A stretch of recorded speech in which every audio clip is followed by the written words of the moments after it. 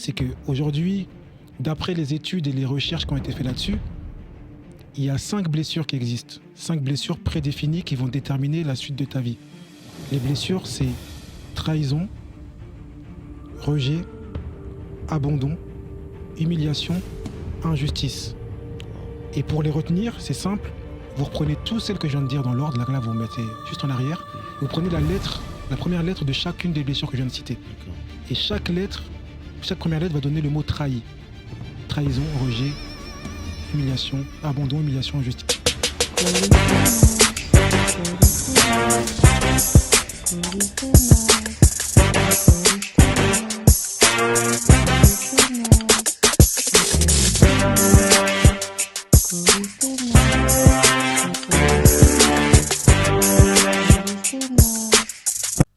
Mesdames, messieurs, chers auditeurs, chers téléspectateurs, bonjour. Bienvenue dans ce nouvel épisode de notre podcast Coulisses des noces, où nous explorons l'univers du mariage dans ses moindres détails. Avec une variété de thèmes, nous recevons des invités aux profils divers.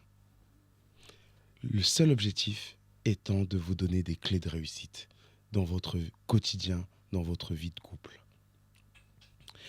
N'hésitez pas à partager votre expérience en commentaire, à poser vos questions, et je suis persuadé que chacune d'entre elles, comme j'aime le dire, y trouvera des réponses. Je suis Ili Tsunami, maître de cérémonie émérite, showman passionné, amoureux de l'amour. Aujourd'hui, j'ai à nouveau le privilège de recevoir un monsieur que j'adore, qui ne loupe aucune occasion pour partager son expérience, qui accompagne des couples dans leur vie de chaque jour, qui leur donne des clés. Et aujourd'hui, une fois de plus, il nous donnera des clés sur ce plateau. Welcome, Jonathan. Bonjour à toi, Willy. Ça fait plaisir de revenir. Là, je pense que je vais mettre une petite tente pour être là tout le temps. On est présent, on est encore prêt à donner des clés. Et franchement, c'est plaisir de voir que tu m'invites tout le temps et qu'on puisse échanger ensemble. C'est toujours un plaisir pour moi. Pareil. Et je préfère te le dire, face caméra. Je pense qu'on se verra encore plus. Parce qu'à chaque discussion, je découvre de nouvelles choses. J'aime beaucoup ton mindset simpliste, d'accord, ton ouverture d'esprit. Et je pense que tout au long des saisons de ce podcast, je ferai toujours appel à toi. Très bien, alors je serai présent. On termine ensemble. Aujourd'hui, dames et messieurs, nous allons aborder un sujet important, épineux. Les impacts ou l'impact des blessures du passé sur le couple. Wow. Et ça tombe bien, parce que Jonathan a rédigé un e-book, un livre qui est disponible en ligne, c'est ça ? C'est ça. En format e-book, c'est comme ça qu'on... Voilà, c'est ça l'appellation. Qui se dénomme Harmonie, la cicatrisation des blessures. Ce livre-là, pour avoir regardé les grandes lignes, j'ai regardé certains commentaires, des femmes qui disaient que ce livre a changé leur vie, a changé leur approche par rapport aux situations. Et n'hésitez pas, on mettra le site, les coordonnées de Jonathan. N'hésitez pas à vous le procurer. Je pense qu'il pourra aider plus d'un ici. La guérison émotionnelle. Phew. First question. On parle d'impact des blessures du passé. Quelle source à vue de nez comme ça tu pourrais nous citer ? Quelle source de blessures on pourrait avoir dans nos vies, de manière générale ? Donc là, tu m'as envoyé sur mon sujet, c'est-à-dire c'est mon expertise, c'est là. J'adore. Là, si c'est le podcast, il pourrait durer 4 heures, je serais là 4 heures. Mais bon, on a un temps qui est là, donc on va essayer d'être bien structuré, bien... Je pense que je vais pouvoir apporter beaucoup de clés là-dedans. Donc là, on va être factuel. Les blessures, la première base des blessures, ça va être l'enfance.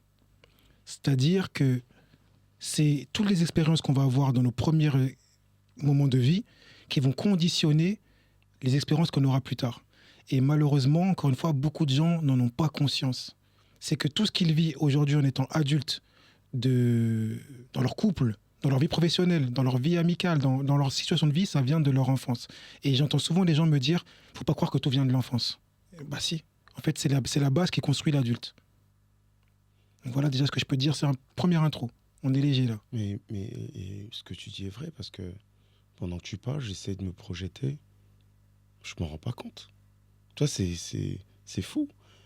Et c'est vrai, mais dans la vie de chaque jour, on s'en rend pas compte.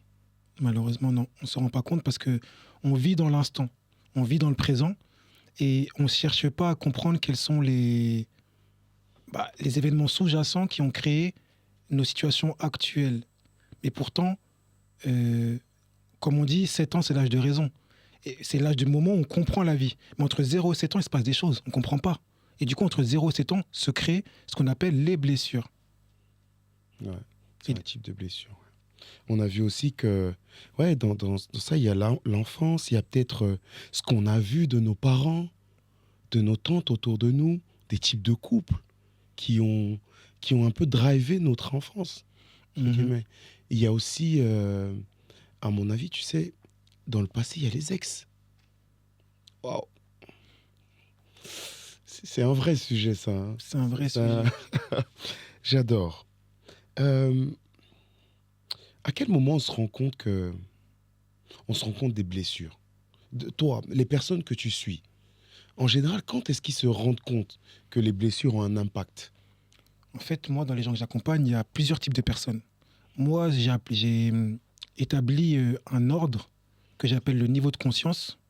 Le niveau de conscience te permet de savoir à quel état de développement personnel, de conscience de la vie, une personne est. Donc, une personne qui va avoir un niveau de conscience 1, par exemple, c'est une personne qui va avoir l'impression que tout ce qui lui arrive, c'est dû à la chance, au hasard, à la vie, à l'univers, et ne va jamais se responsabiliser sur les choses qui lui arrivent. Une personne qui est au niveau 2, c'est une personne qui va avoir conscience des blessures, conscience qu'elle ne va pas bien, conscience qu'il y a des choses qui viennent d'un moment intérieur, mais qui ne va pas réussir à comprendre comment les régler. Une personne de niveau 3, c'est une personne qui va être pleinement conscient de ses blessures, pleinement conscient de sa situation, et qui va œuvrer à le changer. Et dernièrement, une personne de niveau 4, c'est une personne qui va être dans l'harmonie, dont le titre de mon livre, en fait. Le but, c'est d'atteindre l'harmonie. Et en fait, toutes les blessures, elles se créent à la base. Donc là, de ce que tu viens de me dire, que toi, tu n'as pas conscience, c'est-à-dire que là, tu seras à un niveau 1 ou 2. C'est-à-dire que tu n'as pas encore conscience. Mais le but, là, tu me notes comme ça, face caméra, direct. Le but, c'est que tu arrives à ouais, franchir dans ce qu'on va se dire aujourd'hui. Et si je peux donner un point précis sur les blessures, parce que là, on a parlé de choses vagues, c'est qu'aujourd'hui, d'après les études et les recherches qui ont été faites là-dessus, il y a 5 blessures qui existent. 5 blessures prédéfinies qui vont déterminer la suite de ta vie. Les blessures, c'est trahison, rejet, abandon, humiliation, injustice. Wow. Et pour les retenir, c'est simple. Vous reprenez toutes celles que je viens de dire dans l'ordre. Là, vous mettez juste en arrière. Et vous prenez la première lettre de chacune des blessures que je viens de citer. D'accord. Et chaque première lettre va donner le mot trahi. Trahison, rejet, humiliation, abandon, humiliation, injustice. Et en ayant ces 5 blessures-là, vous aurez la base de qui vous êtes. Waouh. En fait, c'est au travers de ces... Est-ce que c'est en analysant ces 5 blessures-là qu'on peut se catégoriser, qu'on peut savoir si on est niveau 1? Comment on fait pour savoir? Parce qu'on ne se rend pas compte. Comment on fait pour se mettre dans le niveau 1, etc. Gna gna. En fait, là, dans tous les gens qui vont nous regarder, c'est-à-dire que quand je vais parler de ça, il y en a qui vont dire qu'est-ce qu'il raconte. Et il y en a qui vont savoir, parce qu'en fait, ça a été popularisé par une psychologue qui s'appelle Lise Bourbeau. Lise Bourbeau, elle a écrit peut-être une 20aine de livres sur le sujet. Donc du coup, il y en a plein qui l'ont lu parce que c'est un des plus grands best-sellers du développement personnel. Et du coup, il y en a beaucoup qui vont savoir. En fait, savoir dans quel niveau on est, c'est déterminé par la connaissance ou non des blessures. Donc, si ce que je te dis là, tu n'en as pas conscience, c'est que tu es forcément à un niveau peut-être 1. Si tu sais ce que c'est, mais tu ne sais pas comment régler, tu es au niveau 2.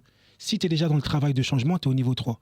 Et si tu es en harmonie totale avec toi-même, tu es au niveau 4. Ça dépend que de ça.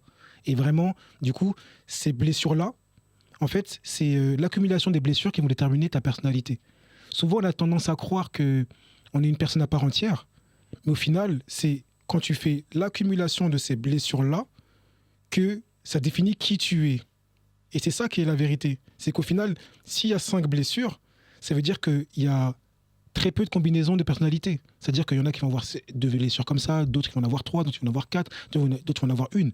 Mais toutes les personnes qui partageront les mêmes blessures auront les mêmes types de personnalités. Et ça, c'est quelque chose qui est dur à comprendre.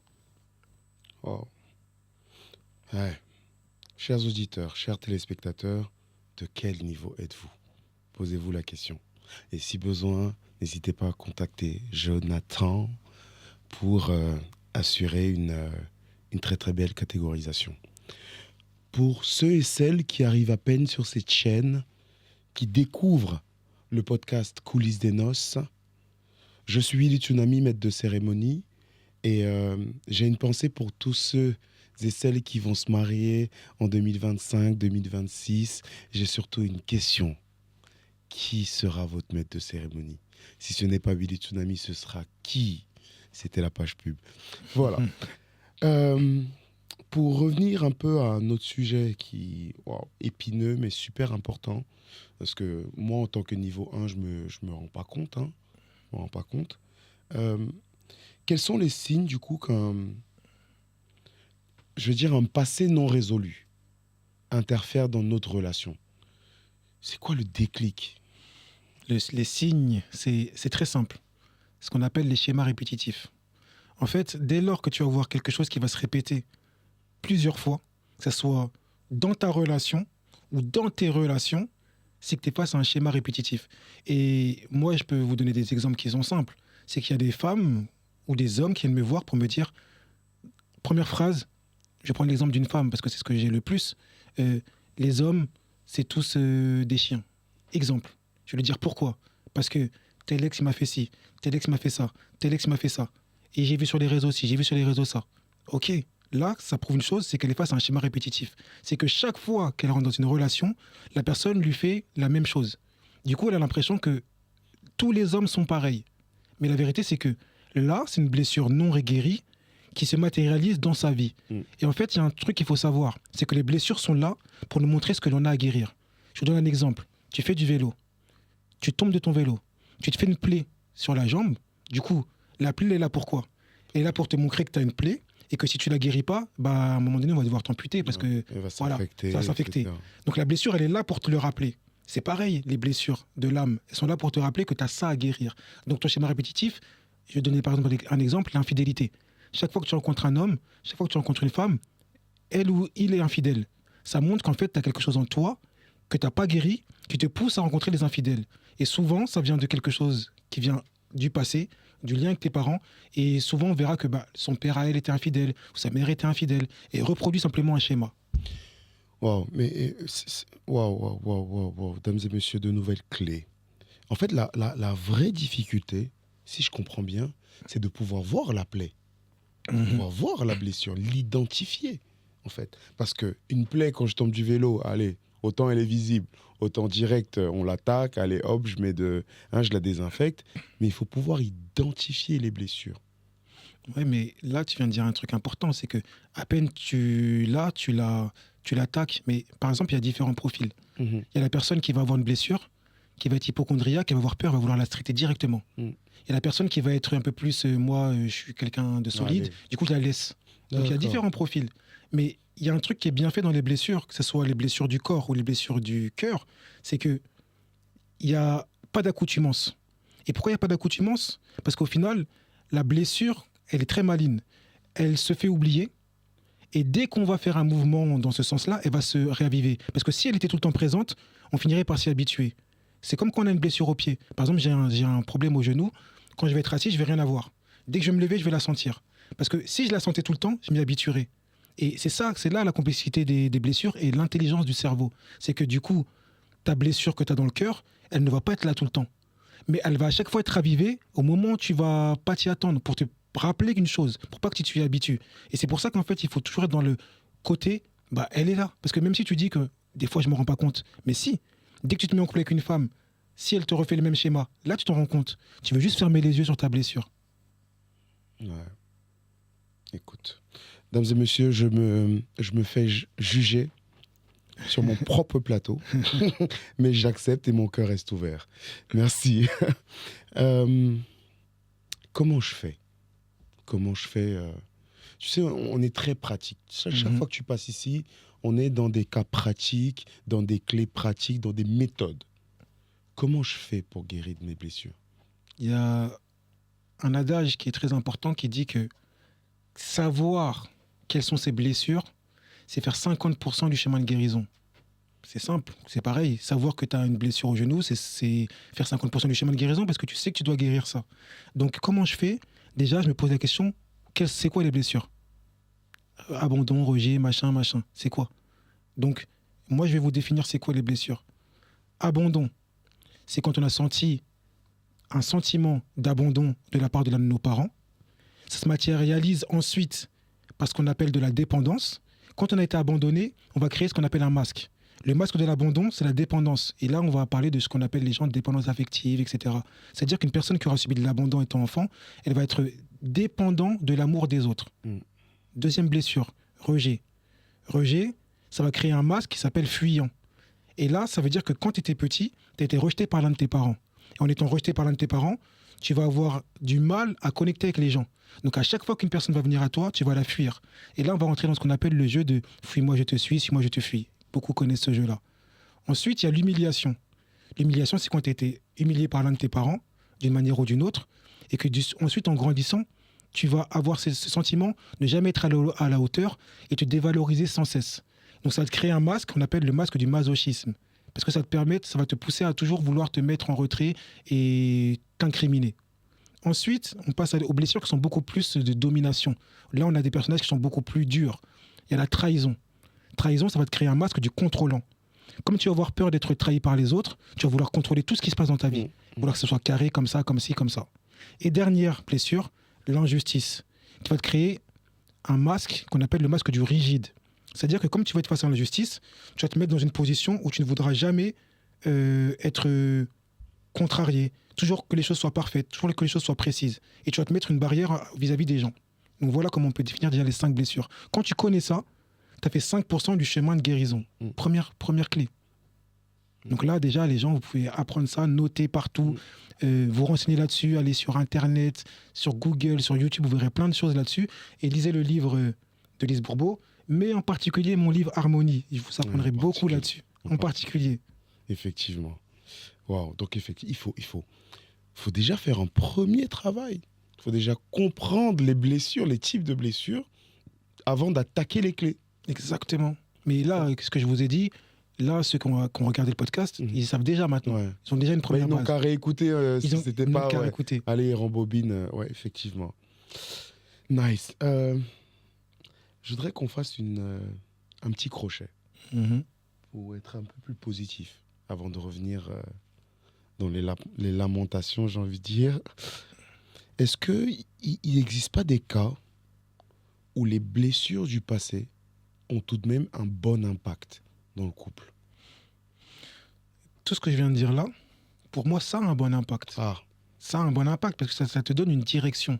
Ça veut dire que ça te permet de savoir ce que tu as à guérir. Donc dès lors que tu sais ce que tu as à guérir, c'est un bon impact. Donc dans tous les cas, ça a un bon impact. Maintenant, c'est comment tu vas traiter l'information. Est-ce que tu vas te lamenter sur cette information-là ou est-ce que tu vas t'en servir pour un esprit de croissance?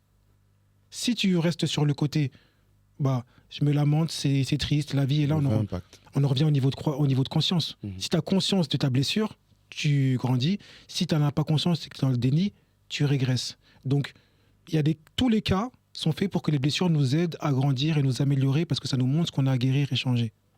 Et ça, c'est avoir une bonne prise de recul, c'est avoir une certaine maturité, comme j'aime le dire. Mais avant, les blessures, elles nous polluent quand même. Elles nous polluent quand on n'a pas encore... On ne les a pas identifiées, on n'a pas identifié les types, on n'est pas allé dans la recherche des clés. C'est quand tu es niveau 1. Des fois, tu ne sais pas. À mon avis, tu es dans le négatif, ça a des mauvais apports. Je pense par exemple à un enfant qui a vu, et je m'excuse d'avance, qui a vu son père battre sa mère, par exemple. Il y en a, à mon avis, peut-être qui deviennent aussi violents demain. Et il y en a peut-être qui vont protéger leur femme, qui vont dire, moi, je veux pas être comme ça. Ça, c'est très important. Et je vais citer un passage de mon livre qui traite ce sujet-là. J'ai raconté l'histoire de ce qu'on appelle les jumeaux Peterson. Les jumeaux Peterson, je crois qu'ils s'appelaient John et Jack Peterson. C'était deux jumeaux qui habitaient aux États-Unis. Ils avaient un père violent et l'un des jumeaux est devenu un délinquant violent et l'autre est devenu shérif. Et maintenant, la question qu'on se pose, c'est pourquoi l'un a pris une voie et l'autre en a pris une autre. Et c'est simple en fait. Ça en revient à la dynamique des blessures. En fait, lorsqu'une personne te crée une blessure, ce qu'on appelle de soumission, ça veut dire abandon, rejet ou humiliation, tu vas avoir tendance à reproduire cette chose-là. Parce qu'elle t'a mis dans une position de soumission, tu vois. Parce que tu vas te dire, c'est plus fort que toi. Là, tu vas reproduire ce que ton père il a fait, tu vas rebattre ta femme. Quand tu t'as mis dans une position de domination, une blessure de domination qui est trahison ou injustice, là, tu vas faire l'inverse. Parce que comme tu vas voir ton père se faire battre ta mère, tu vas te sentir trahi. En trahison, ça te crée un sentiment de j'ai la haine. Ou tu vas voir de l'injustice. Du coup, tu vas te dire j'ai la haine, c'est injuste. Du coup, tu vas vouloir faire l'inverse. Et c'est pour ça la différence, elle est juste là, sur les blessures. Il y a 2 blessures de domination et 3 blessures de soumission. Si le caractère de ton père te crée de la soumission, tu reproduis. Si le caractère de ton père te crée de la domination, tu fais l'inverse. Et c'est là qu'est le sujet. Ouais, magnifique. Chouette, chouette, chouette. Je voudrais prendre le cas à présent d'un couple qui est malheureusement impacté par des blessures du passé. Disons, l'un des deux, par exemple la femme. Comment moi, en tant que son mari, ou du moins, quelle attitude je dois observer pour ne pas aggraver ce qu'elle ressent? Tu vois? I don't know. Je sais que c'est très large. Mais globalement, comment je me comporte? C'est pas forcément lâche parce que c'est une question qu'on pose souvent. Et en fait, la réponse, pour moi, elle est simple, mais elle va pas plaire à tout le monde. C'est qu'en fait, tu peux rien faire. Pourquoi?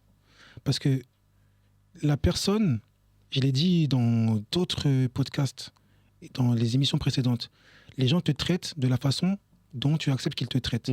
C'est-à-dire, imaginons que tu as une blessure qui est ancrée en toi, une blessure qui est grave, qui t'a brisé. Ton comportement va pousser l'autre à te faire revivre cette blessure-là.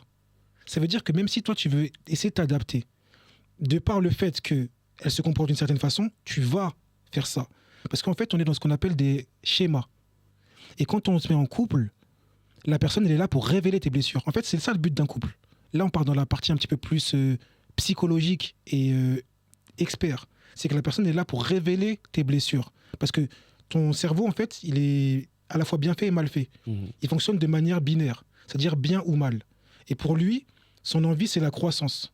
Donc, peu importe que quelque chose te fasse du bien ou du mal, il veut grandir. Donc, il va se mettre face à une femme ou un homme qui va lui permettre de révéler les blessures pour les guérir. Donc, si toi, tu n'as pas la conscience que tu dois changer grâce à l'autre, tu vas rester dans ça et tu vas dire mon mari me fait ci, mon mari me fait ça. Si tu as conscience qu'en fait, il est là pour t'apporter la vision sur tes blessures, tu vas pouvoir changer. Donc, en fait, au final, toi, en tant qu'homme, tu ne peux pas aider ta femme. Tu dois travailler sur toi pour du coup être meilleur. Et c'est en étant meilleur que ta femme aura moins d'impact. Mais si elle ne travaille pas sur elle, tu pourras faire tout ce que tu voudras. Dans tous les cas, ça ne marchera pas. Et je peux te donner un exemple simple. Une femme qui souffre de dépendance affective, elle a besoin de l'amour de l'autre. L'autre, il pourra lui donner tout l'amour qu'il voudra. Elle en aura toujours besoin. Pourquoi? Parce que comme elle souffre de dépendance affective, c'est comme un panier percé. Quand tu lui donnes, ça sort en dessous.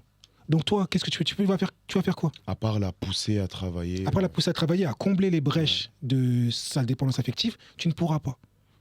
Le travail, il est que sur soi. Toi, tu bosses sur toi, elle bosse sur elle. Si tu veux bosser pour elle, on est sur la hiérarchie, là, et ça ne fonctionne pas. Pour rester dans le thème de notre première saison, à savoir, tu sais, les prémices de la rencontre, les prémices de la vie en couple, est-ce qu'on peut identifier d'avance que quelqu'un a des blessures du passé? Déjà, je vais dire un truc, et là, ça va faire mal à la tête aux gens. Tout le monde a des blessures. D'accord. C'est-à-dire que, en fait, ça sert à rien de vouloir identifier si la personne a des blessures. Parce que tout le monde a des blessures. En fait, il y a ce qu'on appelle l'éveil des blessures. C'est un phénomène qui est obligatoire parce que c'est ce qui va créer ta personnalité. On fait tous face aux blessures dans nos 7 premières années, obligatoirement. Et du coup, c'est plus on va être blessé par ça, plus on va être blessé dans la vie d'adulte. Mais dans tous les cas, on y fait face. Donc quand tu rentres dans une relation, on est dans ce qu'on appelle le miroir. La personne que tu rencontres, elle est toujours un petit peu une partie de toi. Et du coup, en fait, elle va te révéler à toi ce que tu es. C'est ça qui fait l'amour, en fait. C'est un lien, c'est comme une destinée. Et du coup, le fait que cette personne-là est ton miroir, dans tous les cas, elle révélera tes blessures. Si toi, tu es quelqu'un de blessé, la personne en face de toi aura des blessures similaires. Et vice-versa, en fait. Donc au final, c'est une obligation. Nice. Ok. J'espère que je vais pas démoraliser des gens, là. Non, j'espère pas. Si c'est le cas, courage. Écrivez-moi, sinon. Voilà. Écrivez-moi. Laissez des messages, etc. Je prends juste 2 secondes pour rappeler que on a la chance aujourd'hui d'être accompagné par nos partenaires, notamment Easy Shop, qui est un site de vente en ligne de vêtements, et également mais toi tu tombes toujours sur Sweet Escape by Valou avec ses cookies, avec ses cupcakes, elle fait des cookies, des crêpes, etc. Voilà, c'est des personnes que j'affectionne. Voilà, et si vous aussi, vous souhaitez être partenaire du podcast Coulisses des Noces, n'hésitez pas à nous contacter sur notre page Instagram, Tsutsuprod, TSU Prod. Yeah! Chers professionnels, chers accompagnateurs, chers facilitateurs, quels sont les outils qu'on a à notre disposition?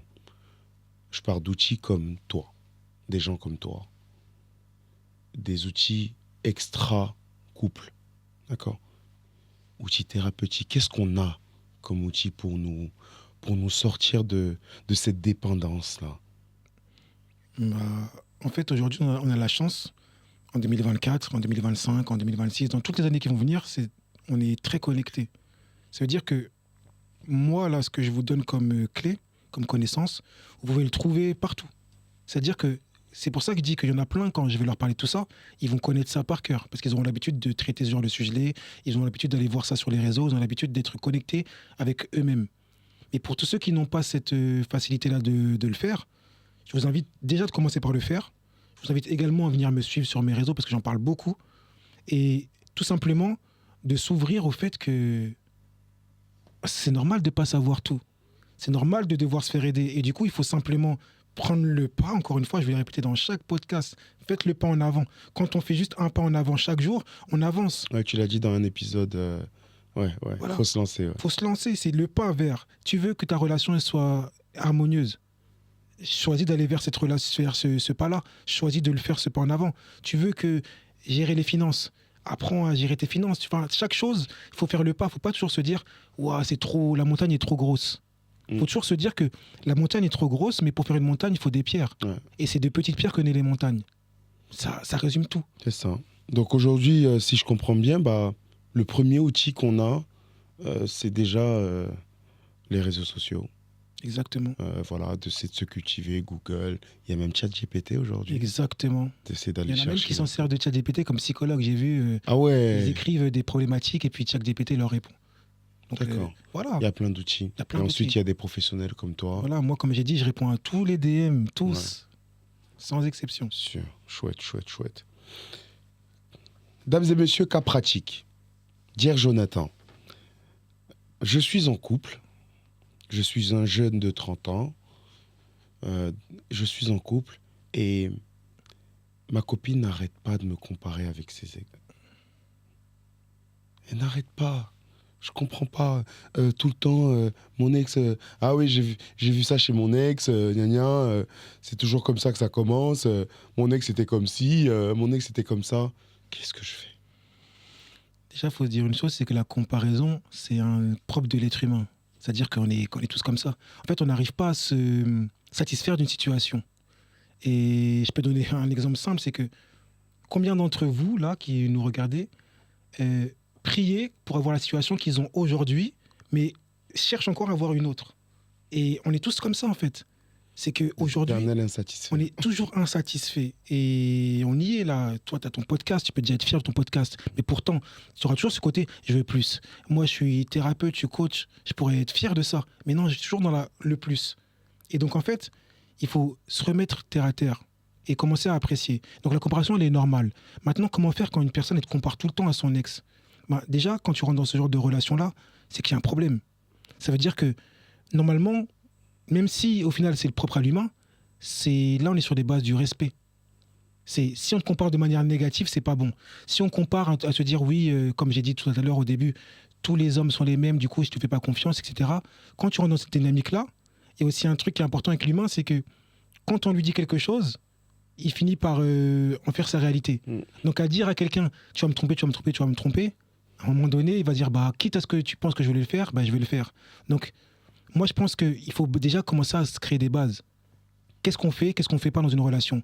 Et rentrer dans un couple où on est dans la comparaison, c'est les prémices d'une future rupture.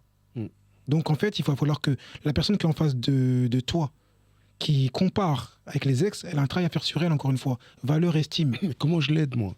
Comment tu l'aides? Comment j'évite ça? En fait, comme je le dis toujours, c'est travaille sur toi. Il ne faut jamais aller chercher chez l'autre. Ouais. Parce que si toi, tu es dans une relation avec une femme, elle est comme ça. Mais pose-toi la question, pourquoi j'accepte ce genre de comportement-là? Si je l'accepte, c'est ma responsabilité aussi. Donc je peux lui demander de changer, mais si elle ne veut pas, c'est moi qui accepte. Donc responsabilise-toi. Si ça ne te plaît pas, va-t'en ou explique-lui que toi, tu aimerais qu'elle change. Mais tu peux lui dire tout ce qu'elle veut. Si elle ne veut pas changer, elle ne changera pas. Si elle ne travaille pas... Voilà, donc c'est à toi. Est-ce que moi, j'accepte ça? Est-ce que moi, je suis content dans ça? Parce que ça fait partie de mes impératifs qu'elle me respecte. Exactement. J'ai appris beaucoup de choses avec toi depuis tes passages ici. C'est bien, tu apprends bien tes leçons. Oui, j'apprends bien mes leçons. Autre cas pratique. Tu sais, moi, je suis camerounais. Et on a l'habitude de dire... le continent. Le continent. On a l'habitude de dire tous les hommes sont infidèles. Et les femmes adorent le dire. Et moi, je disais à une amie, même si tu le penses, ne le dis pas. Ne le dis pas à haute et intelligible voix. Tu vois, tu vas pousser même ton mec à te tromper. Qu'est-ce que tu penses de cet adage-là? De dire à haute tout le temps, tous les hommes sont infidèles, gna gna gna gna. Ah, t'en penses quoi? Est-ce que tu l'as souvent entendu et qu'est-ce que t'en penses? Déjà, on est dans une ère où les médias, les réseaux sociaux ont une place très importante. Donc dès lors qu'on est dans cette ère-là, l'information et la désinformation, elle prend la place. Et du coup, les gens qui vont parler, ils vont toujours parler dans le négatif. Parce que quand on est heureux, on ne va pas parler, on est heureux. Donc, quand tu vas être sur les réseaux, tu vas voir ça partout. Les hommes ci, les hommes ça, les hommes ci, les hommes ça. Donc du coup, ça va devenir notre réalité. Mais la vérité, je vais dire à tout le monde, tous les hommes sont infidèles, à partir du moment où on y croit. Tous les hommes sont fidèles, à partir du moment où on y croit. En fait, il y a un point qui est essentiel, c'est que le cerveau, il ne sait pas faire la différence entre imaginaire et réalité. Il ne sait pas. Donc, quand tu commences à te dire que les hommes sont infidèles, tu peux être persuadé que tu vas rencontrer que des hommes infidèles. Parce que, en fait, ton cerveau, il est beaucoup plus fort que toi. Merci, monsieur. C'est-à-dire que du coup, il va être attiré que par les hommes infidèles. Parce que comme tu penses que tous les hommes sont infidèles, on a ce qu'on appelle le biais de confirmation. Ton cerveau va vouloir confirmer l'information que les hommes sont infidèles. Donc du coup, dès qu'il va voir un homme qui a des caractéristiques physiques ou comportementales infidèles, il va s'en rapprocher pour te faire confirmer que tu as cette vision-là. Il est là le problème. Quand tu commences à... C'est comme je te dis, tu veux acheter une voiture rouge. J'allais te prendre le même exemple. Voilà, tu vas acheter une voiture rouge. Quand tu vas marcher dans la rue, tu vas voir que des voitures rouges. C'est ça la vérité. J'allais te dire ça. Et donc du coup, arrêtez de croire que tous les hommes sont infidèles et vous n'aurez pas d'hommes infidèles. C'est tout. Ouais. C'est une première base. Tu attires vraiment... loi de l'attraction, conditionnement, biais de confirmation. On est sur tous les termes cognitifs de la psychologie. Ouais. Écoutez, mesdames, j'espère que c'est clair. J'espère que c'est clair.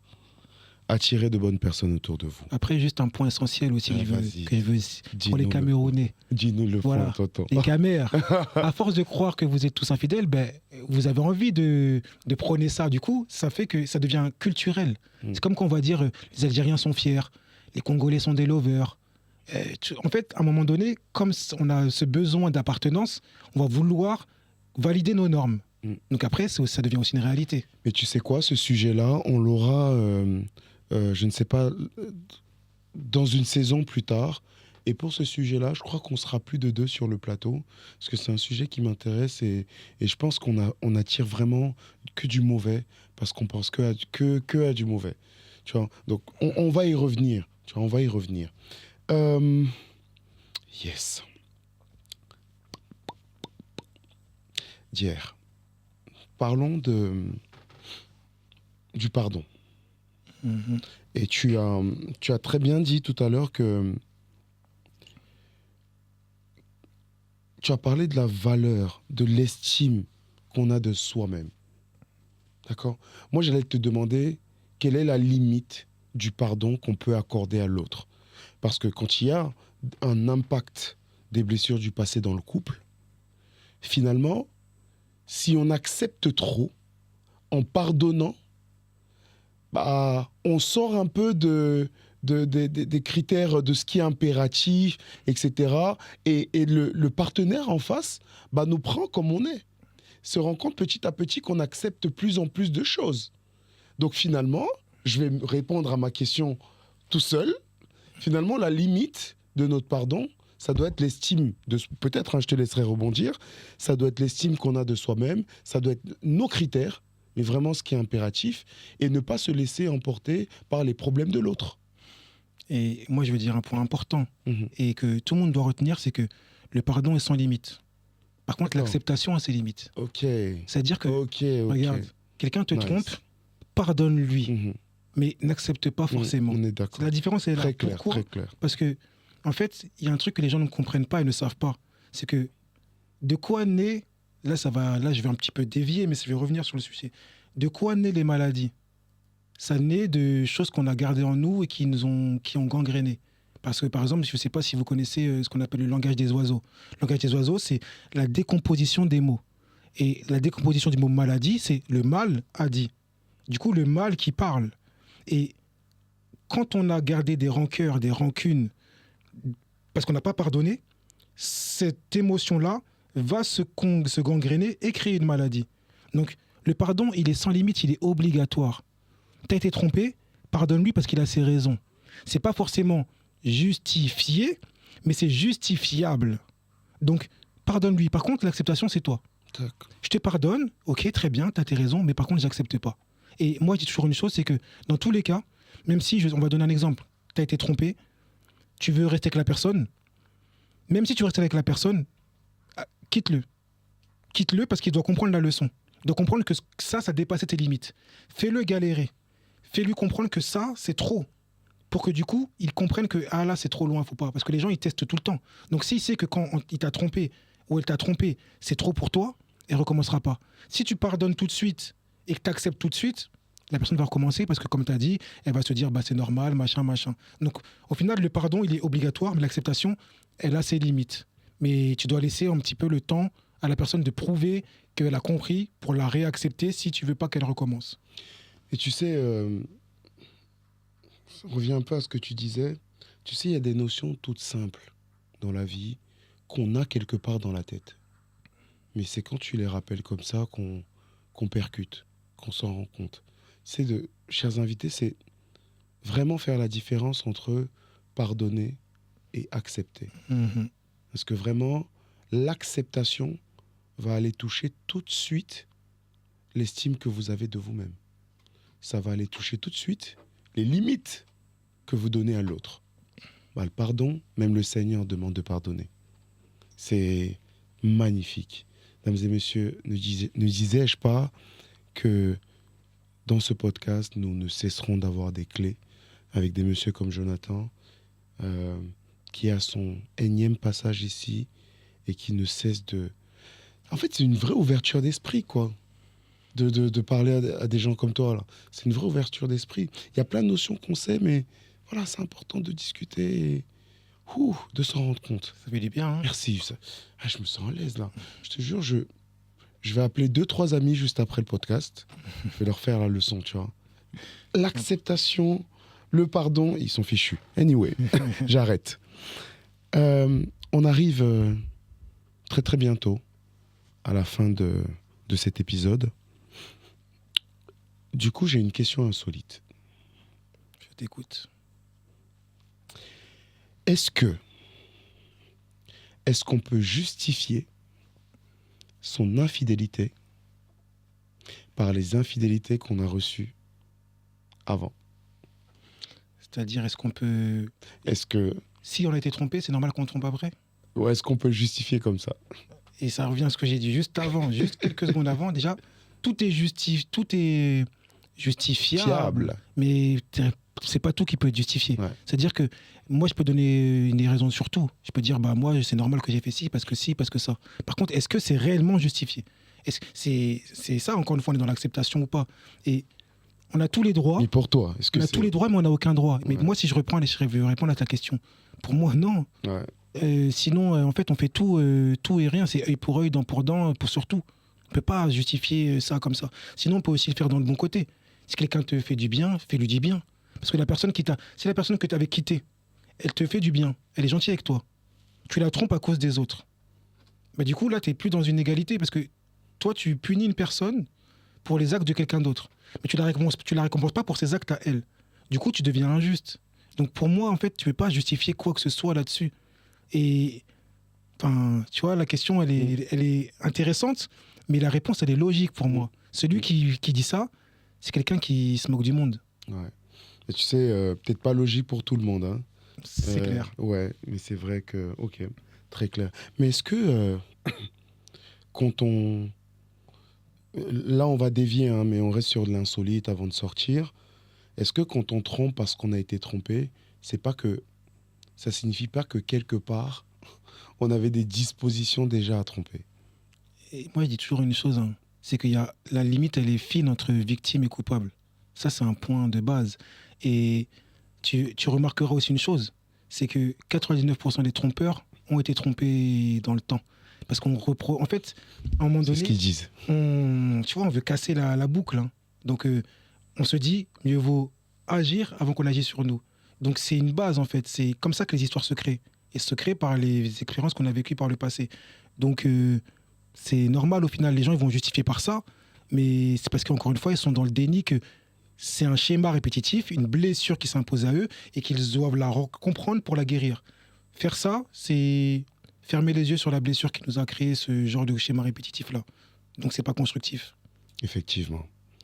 Et ce sera notre mot de fin. Dames et messieurs, nous avons été honorés une fois de plus par la présence de Jonathan Kiakuba, coach, accompagnateur, facilitateur dans la vie des couples, ami, proche, un monsieur humble qui, à chaque passage ici, ne cesse de nous donner des stratégies, des clés, des outils, et surtout à ouvrir nos esprits. Encore une fois, c'était un plaisir pour moi. Mesdames et messieurs, je vous souhaite une excellente fin de journée ou une excellente fin de soirée, dépendamment de l'heure à laquelle vous regardez ce podcast. Et je vous dis à la prochaine. Ciao. Ciao.